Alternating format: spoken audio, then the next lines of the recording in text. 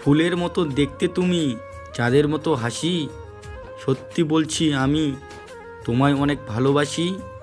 নদীর বুকে ঢেউ যে তুমি, নৌকো হব আমি।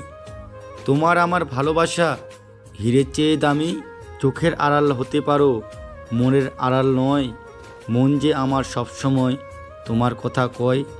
মনকে যদি প্রশ্ন করি আমার আপন কে, মন বলে এখন তোমার মেসেজ পড়ছে যে।